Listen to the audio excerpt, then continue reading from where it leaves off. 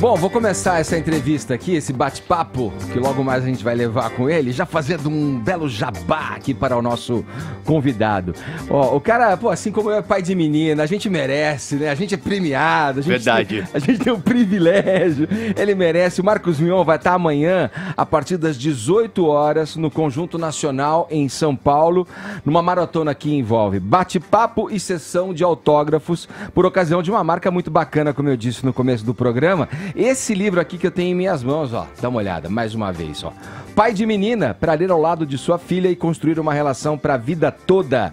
Já passou dos 50 mil exemplares vendidos, isso é uma marca considerável, principalmente no momento econômico que o Brasil vive, principalmente porque leitura ainda é um assunto que no Brasil merece melhores números, né? Sempre. Mion, seja bem-vindo, um prazer te receber aqui no Morning Show. Obrigado, Ed, obrigado pela introdução, bom dia a todos, prazer enorme estar aqui mais uma vez. E por um motivo muito especial, assim, é realmente um número muito bacana para ser comemorado, assim, mais de 50 mil livros vendidos, focados em pais, né, na paternidade. A gente sabe que hoje em dia não, desde sempre, existem séries, filmes, documentários, livros para mãe, né, o que você faz enquanto você espera, e o que você vai... Sempre focado na mãe, né, que vai dar à luz. Mas para o pai sempre teve essa falta de identificação, essa falta de referência. E o meu foco do livro foi exatamente esse. Então é muito legal, porque eu acho que, independente de números, a coisa mais bonita que eu tenho de retorno são homens criados que chegam pra mim e falam, pô, foi o primeiro livro que eu li na minha vida. Minha mulher me deu e falou que eu tinha que ler, e eu nunca tinha lido nenhum livro. Isso acontece muito, a gente tá no Brasil, a gente tá num país que, infelizmente, falta bastante informação, falta bastante acesso. Às vezes, como você falou, economicamente não é das melhores horas para você ter dinheiro para investir em livros, sendo que tem YouTube, sendo que tem coisas que, enfim, já estão lá plugadas na sua tela. Então, eu acredito que o tema é o que faz tudo isso acontecer.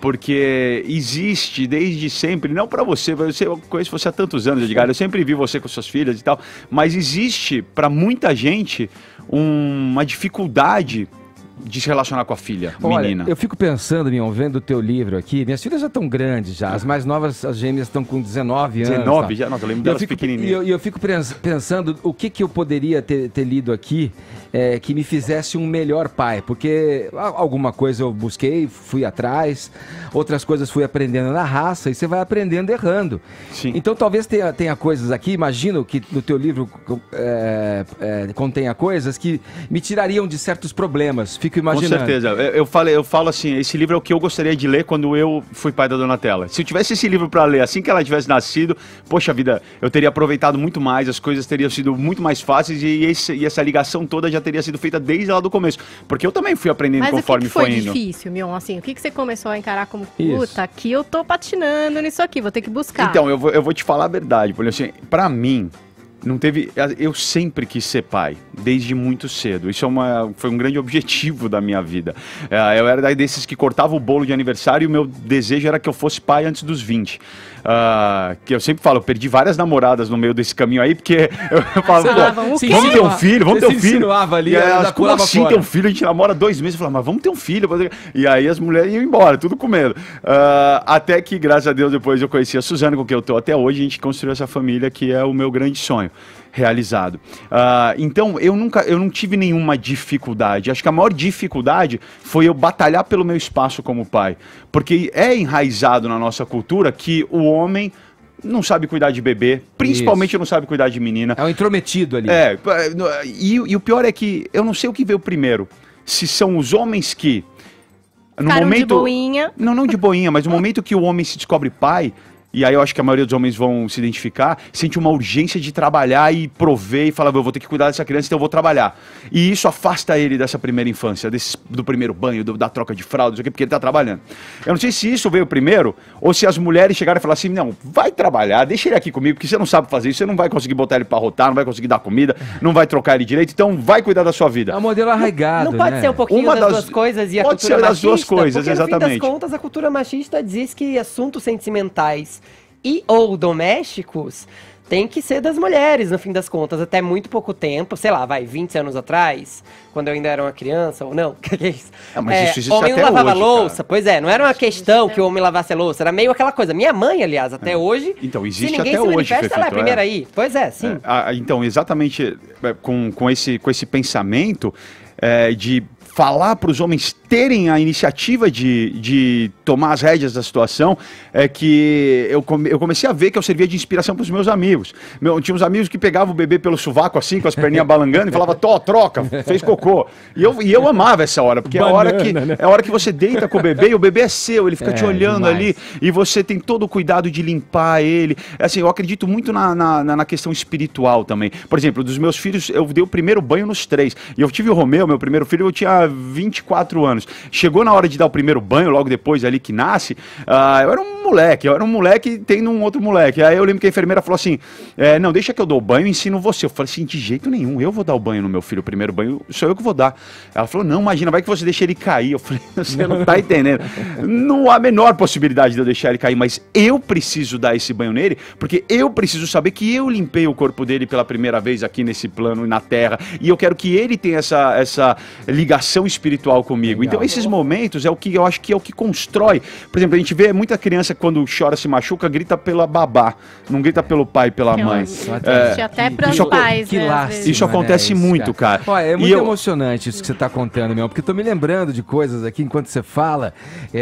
Eu também a minha mulher, ela gostava que eu dava o banho neles, porque uma questão da mão maior, um jeito ali, eu aprendi, e era um jeito de estar junto mesmo ali, muito bonito isso que você fala. A gente tem um monte de coisa para falar aqui com o Mion, ele tá prestes a logo mais engatar aí mais uma edição, mais uma temporada do reality show A Fazenda pela Record. Eita, é verdade. Agora é em setembro, mas ele não sabe a data ainda. O Fefito sabe. Me parece que é 11 de setembro, eu vim perguntar para ele, mas ele falou que não sabia. O Mion tá aí, ó. Entre as atividades do Mion também, tá aí a todo vapor o seu trabalho como porta-voz da comunidade autista no Brasil. Vai atuar pela primeira vez um musical, que é o Zorro, Nasce uma Lenda.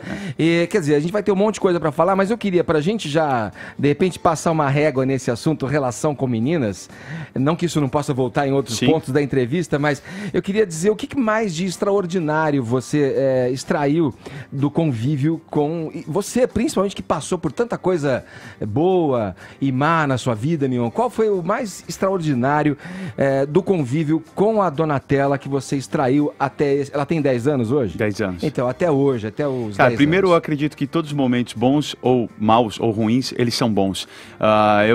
Eu acredito muito nisso. Eu sou um homem de muita fé. Então, mesmo as grandes quedas e os momentos ruins e difíceis, eu encaro eles como providências e como coisas boas. Aí, partindo desse princípio, eu vou te falar que, basicamente, assim, se eu pudesse resumir em uma coisa, né, da minha relação com ela, cara, se todos os homens tivessem a chance de serem pais de meninas, o mundo seria um lugar melhor.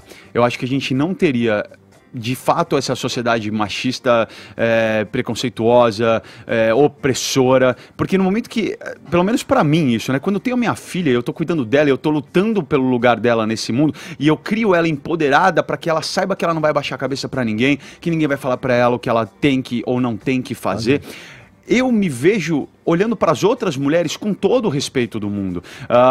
Não que seja uma novidade, eu fui criado pela minha mãe, isso desde sempre esteve presente na minha vida. Eu ia te perguntar justamente isso, você teve que mudar algumas atitudes? Não, eu sempre fui um cara feminista. A minha primeira capa da revista Trip, no ano 2000, o título era Eu Queria Ser Mulher. Esse aí, no ano 2000, vai vendo.